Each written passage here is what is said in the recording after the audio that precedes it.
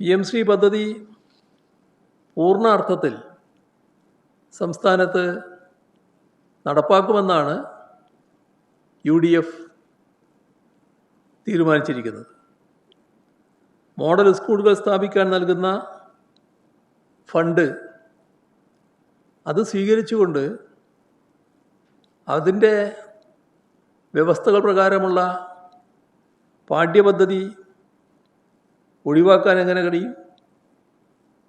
അത് മുഖ്യമന്ത്രിയും വിദ്യാഭ്യാസ മന്ത്രിയും വിശദീകരിക്കേണ്ടതായിട്ടാണ് ഇരിക്കുന്നത്. കാരണം PM-ശ്രീ പദ്ധതി നടപ്പാക്കാൻ നടപടികൾ സ്വീകരിച്ചാൽ അതിൻ്റെ PM-ശ്രീയുടെ ഫണ്ട് വാങ്ങിയാൽ അതിൻ്റെ മറ്റ് വ്യവസ്ഥകൾ ഒഴിവാക്കി കൊണ്ടുപോകാൻ കഴിയില്ല. ഇവിടെ ജനങ്ങളെ അതോടൊപ്പം തന്നെ UDF-ൻ്റെ അണികളെയും ഒരുപോലെ പറഞ്ഞു പറ്റിക്കുന്ന നിലപാടാണ് ഇവർ സ്വീകരിച്ചിട്ടുള്ളത്. LDF-നെതിരെ വലിയ തോതിലുള്ള നുണപ്രചരണം BJP-യുമായി ഡീൽ എന്ന് പ്രചരിപ്പിച്ചവർ ഇത്തരമൊരു നിലപാട് സ്വീകരിക്കുമ്പോൾ ആദ്യം ചെയ്യേണ്ടത് ജനങ്ങളോട് കാര്യങ്ങൾ തുറന്നു പറഞ്ഞ് മാപ്പ് പറയലാണ്. പാഠ്യപദ്ധതിയിൽ സംഘപരിവാർ അജണ്ടകൾ കുത്തി നിറക്കുന്ന PM-ശ്രീ പദ്ധതി LDF BJP ഡീലിൻ്റെ ഭാഗമായി കേരളത്തിൽ നടപ്പാക്കുകയാണ് എന്ന് സ്വന്തം അണികളെയും ജനങ്ങളിൽ ഒരു വിഭാഗത്തെയും തെറ്റിദ്ധരിപ്പിക്കാൻ ശ്രമിച്ചവർ, അത്തരം കാര്യങ്ങൾ വിശ്വസിപ്പിക്കാൻ ശ്രമിച്ചവർ ഇപ്പോൾ അധികാരത്തിലേറി ഉടനെ തന്നെ നയം മാറ്റിയിരിക്കുകയാണ്. നേരത്തെ പറഞ്ഞതുപോലെ മുസ്ലിം ലീഗാണ് വിദ്യാഭ്യാസ വകുപ്പ് കൈകാര്യം ചെയ്യുന്നത്.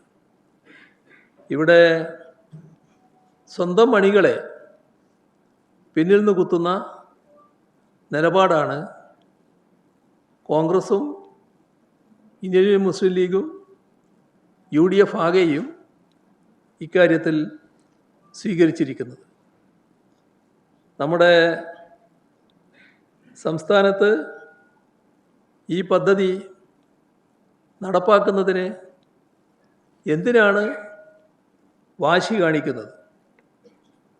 സംഘപരിവാറിന് കീഴടങ്ങി ജനങ്ങളെ ഒറ്റുകൊടുത്തതിന് കേരളത്തിന് ലഭിക്കുന്ന ബ്ലഡ് മണിയായി PM-ശ്രീ ഫണ്ടിനെ കാണുന്നവരെ കുറ്റപ്പെടുത്താൻ കഴിയുമോ?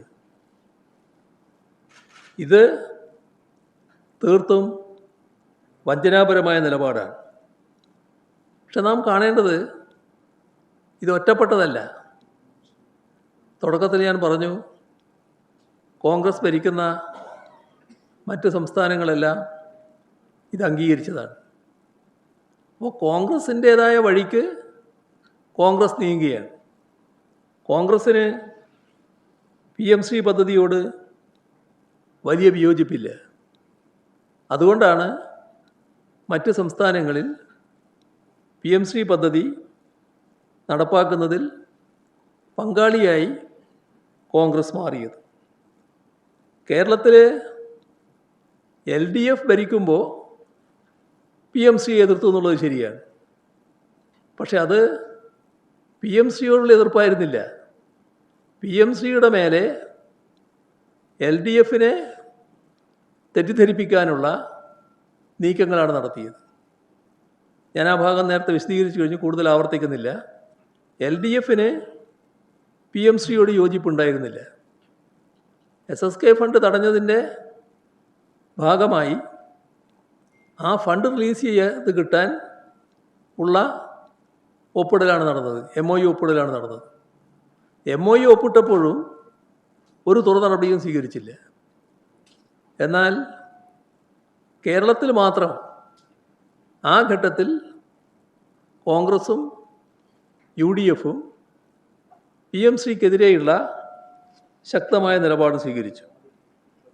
ഇവിടെ വിദ്യാഭ്യാസ രംഗത്ത് BJP സർക്കാർ നടപ്പാക്കുന്ന കാവ്യവൽക്കരണ അജണ്ട അത് ശരിയായ രീതിയിൽ എതിർക്കാനുള്ള ആർജവം രാജ്യത്ത് ഒരിടത്തും കോൺഗ്രസ് സർക്കാരുകൾ കാണിച്ചിട്ടില്ല. അതാണ് നാം കാണേണ്ട കാര്യം. അതേ മാതൃക കേരളത്തിലും ആവർത്തിക്കപ്പെടും എന്ന ആശങ്കയാണ് ഇവിടെ നേരത്തെ മുതൽക്ക് ഉയർന്നത്. PMCയോടുള്ള അവരുടെ നിലപാട് വ്യക്തമാക്കിയ ഘട്ടത്തിൽ തന്നെ ഈ ആശങ്ക പൊതുസമൂഹത്തിൽ ഉയർന്നിട്ടുണ്ട്. നമ്മുടെ പാഠ്യപദ്ധതിയുടെ കാര്യം അറിയാലോ. മഹാത്മാഗാന്ധിയുടെ വധം, മുഗൾ ചരിത്രം, ഇതൊന്നും കുട്ടികൾ പഠിക്കേണ്ടതില്ല എന്ന് തീരുമാനിക്കുകയാണ്. വർഗീയ വിഭാഗീയ ചിന്തകൾ, വലിയ തോതിൽ അന്ധവിശ്വാസങ്ങൾ പാഠ്യപദ്ധതിയിൽ വൻതോതിലാണ് കുത്തിക്കയറ്റുന്നത്. ഇതിനെ നേർക്കുനേരെ എതിർക്കാൻ കോൺഗ്രസ്സിന് കഴിയുമോ? എവിടെയെങ്കിലും അങ്ങനെ എതിർക്കാൻ തയ്യാറായിട്ടുണ്ടോ?